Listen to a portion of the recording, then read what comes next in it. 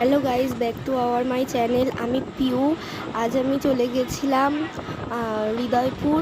তো আমি আর আমার একটা বান্ধবী গিয়েছিলাম। আমরা ট্রেনে বসে যা মজা করছিলাম, অ্যাট লাস্ট আমরা হৃদয়পুর পৌঁছে গেছিলাম। আমাদের একটু কাজ ছিল, তারপরে আমরা খেতে চলে গিয়েছিলাম। দুপুর হয়ে যাওয়ার কারণে বিরিয়ানি দেখো, তোমরা দেখতেই পাচ্ছ। আমার বান্ধবী তো একেবারে বিরিয়ানির দিক থেকে চোখ সরাতেই পাচ্ছে না, ও তাকিয়েই রয়েছে। আর আমি লুকিয়ে লুকিয়ে ছবি তুলে নিয়েছিলাম, তারপর ও টের পেয়ে গেছিলো। তো ও একটু পোজ দিচ্ছিল। তারপরে আমরা স্টেশনে চলে এসেছিলাম। স্টেশনে এসে কত লোক, তারপরে একটু সবাইকে হাই করে দিল, তারপরে একটু পোজও দিয়ে দিল।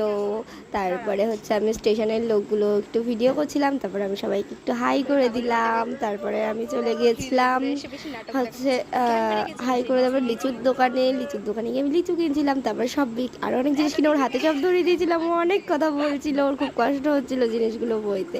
তারপরে আমরা একটু রিলস বানিয়ে নিচ্ছিলাম। সবাই তো আমাদের দিকে হা করে তাকিয়েছিল, তাও আমরা কারোর দিকে পাত্তা না দিয়ে একটু রিলস করে নিয়েছিলাম। রিলস করার পরে তো আমরা বেশ মজাই করছিলাম রিলস করে।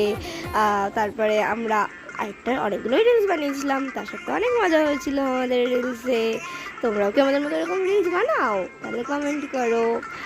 আমরা খুব মজা করছিলাম, আমি ওর গালে চুমু দিচ্ছিলাম, এ করছিলাম, সে করছিলাম, মজা করছিলাম। তারপরে তো আমাকে না বলেই ও ছবি তুলছিল। আমি কোন দিকেই তাকিয়েছিলাম নিজেই জানি না।